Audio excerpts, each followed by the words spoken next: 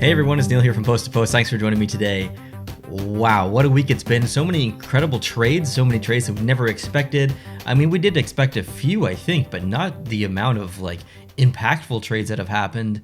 And then the protected lists were announced officially, and there's a big name not on the protected list. Carey Price is unprotected by the Montreal Canadiens, which means the Seattle Kraken can choose to pick Carey Price in their expansion draft. It is a very strange situation. It is the ultimate game of chicken in a way for Montreal and Seattle. There's a lot of things to talk about. I don't even know where to begin. From both sides, I'm not even sure where to begin. That's how kind of complicated this entire scenario is. Montreal wants to protect Allen because it looks like Carey Price may require surgery, and just in general, Allen has been fantastic for Montreal, and I don't want to see him go for nothing, basically. And Seattle obviously was going to choose Allen, and now they have the option to choose Carey Price. So what the hell does the Seattle Kraken do? What does this team need from Montreal? Is it Carey Price? Are they actually going to choose Carey Price? A lot of people have been asking me, not because they really probably care about my opinion in general, but because I'm a Montreal Canadiens fan. So my opinion is yes. The Seattle Kraken absolutely take Carey Price. And the funny thing about this is Carey Price would have had to agree to this to make this work, which makes me believe that his time in Montreal is probably done anyway. There's been a lot of frustrations over the past couple of years, injuries, expectations, all kinds of conflicting things for his time in Montreal. Now, obviously, he made the Stanley Cup Finals, and he did very, very well in the playoffs this year, maybe other than that finals round. But it's not like he can't still play hockey. He has it in the tank, and he's 33, going to be 34, I think, or something like that coming up.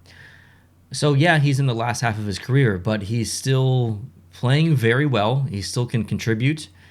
And I think Seattle sees this. Obviously, there are injury concerns. He could require at least one, possibly two surgeries. I don't know how much truth is behind that. That is just what the Montreal Canadiens are saying. Maybe a bit of a scare tactic. But Seattle does have all of his health records, so they would know anyway. And obviously, they're not going to comment on it days before the actual selection. They'll comment, if they choose Carey Price, they'll comment on that afterwards. So I think the Montreal Canadiens, or maybe Bergevin in general, is trying to play chicken a little bit, trying to fool his opponent in Francis. So it's a risky game. What are we doing? What I can't even believe this is happening. What are we doing here? But I think regardless of if Carey Price can play as good as he did before with or for Seattle in the future, so as good as he ever was with Montreal, maybe this year in the playoffs or maybe 2014 or whatever year that he was fantastic. If he can bring that to Seattle, even if he can't, let's just assume that he can't, okay? Let's just assume that he plays average at best, okay? Average at best. He's got 5 years left on his contract. I think it's $44 million owed to him. So that's a lot of money to pay for average goaltending that you're going to lose as a primary goaltender probably in the next 3 years-ish. And he'll likely transition to probably be a backup at that point. So is it worth paying that amount of money? Well, if you look at all the other exposed players and the signings that they could possibly do, this has a potential of being a very good team with a lot of cap space, actually. So I don't think this is really about money. I think this is more... I don't think this is about money. I don't think this is about whether Carey Price is going to be amazing or not amazing or average or whatever. I think this is about optics. And I don't think there's a way that Seattle can't take Carey Price. Carey Price, to me, basically said, I'm okay with going there when he agreed to do this. That tells Seattle, wow, Carey Price might actually want to play for us or want to come to our team. We have to consider that. But this is about optics, in my opinion.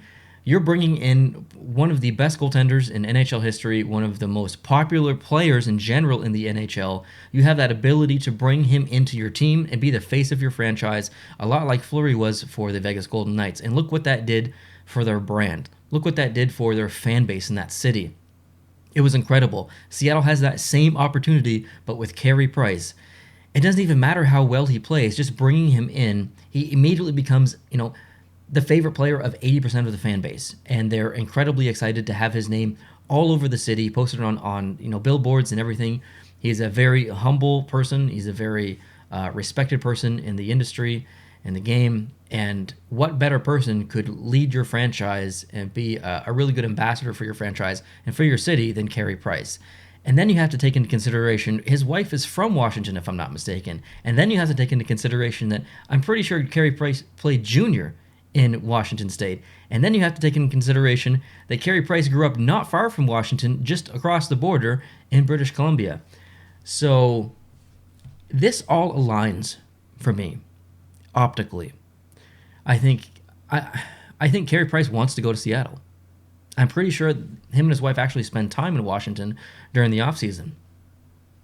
So this helps Montreal. They get out from underneath the contract. They have Caden Primo coming up. They've got Jake Allen that's going to be there as a stopgap. They have other opportunities to bring in maybe someone new as well. And they get out from under Carey Price's contract, and the media can just calm down for once and get off his back. He can go to a place where he has a new, fresh start, and Montreal has more cap space in the future, especially considering that we don't know the Weber situation. He might be on long-term injury reserve. So he's gone. That contract's kind of gone for a little bit. Carey Price contract could be kind of gone for a little bit. Mark Bergevin has a lot of money to play around with this coming season. So this does, and as much as Carey Price means to the Montreal Canadiens, as many fans absolutely love Carey Price, and it will be devastating to the franchise optically, but financially and logistically within the organization, this is actually a really good thing for the Montreal Canadiens, in my opinion, especially considering Carey Price has some injury concerns. So it's good for Montreal. Logistically, it's great for Seattle, at the very least optically, and could be logistically with the team. And it's good for Carey Price as a person and his family. So to me, this is a win-win-win situation. I don't see how Seattle doesn't take Carey Price. Now, there's been rumors where Seattle takes Carey Price and then flips him back to Montreal and then retains salary. Well, you can't do that, and I'm pretty sure that it's worded in the rules that you can't trade a player back that was selected in an expansion franchise in the first 12 months or the first season or the first year or whatever after selection. So even if Carey Price goes to Seattle, he can't be traded back until the following offseason, if I'm not mistaken. And if he does require surgery, maybe he's out for this entire season. I guess technically Carey Price could get traded to the Seattle Kraken, never play a game with them, and then after that year get traded back to the Montreal Canadiens. That would be a very strange situation, but I think by the way the rules are written, that is technically possible. I don't think that's going to happen. I don't believe Carey Price, just based on the chess match that is going on with Bergevin, I don't think that he needs surgery. I think that's just it's just a tactic, I think, maybe. And maybe I'm wrong. I'll find out real soon from Seattle. But I think this is going to happen. I really do. And as a Canadiens fan, I'm not even upset about it because I want to see Carey Price win a Stanley Cup, and I don't think he's going to do that in Montreal. Even though Montreal got really close this year, unfortunately they ran into Tampa, but I still don't think that Montreal is going to win a Stanley Cup with Carey Price, and I think he has better chances elsewhere. And I think what better opportunity for him to win a cup than to go to a franchise that has a fresh start, that has a lot of cap space, that's going to get a lot of really good players through the expansion draft in general. I don't think they're going to go to the finals like Vegas did in their first year, but I think it's very possible that they make the playoffs and probably do pretty good based on the roster that's potentially available to them. So I think this is a really good opportunity for Carey Price to potentially win a Stanley Cup that's not with Montreal or in general. Could be his best opportunity to win a Stanley Cup before he retires. So that's my opinion. I think it should happen.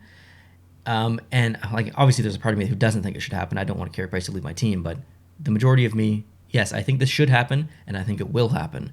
Let me know down below in the comment section how you guys feel about this. Do you agree? Do you disagree? Do you think this is all foolishness and just kind of, it's just a ploy, it's just a marketing gimmick from maybe the entire NHL or all the teams, and you just think this is foolish? Carey Price isn't going anywhere. Seattle's not taking him. They're not that stupid. They're not going to take a risk on a player who has maybe injury issues. Would love to hear your thoughts down below in the comment section. Soon, I will be unboxing this. FedEx box means cool hockey.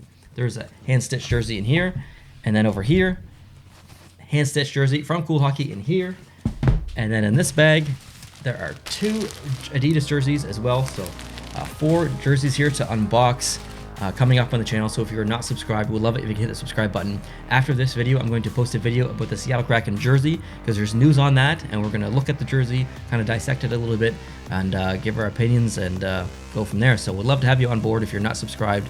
And yeah, have a great day, guys, and I'll talk to you soon. Adios.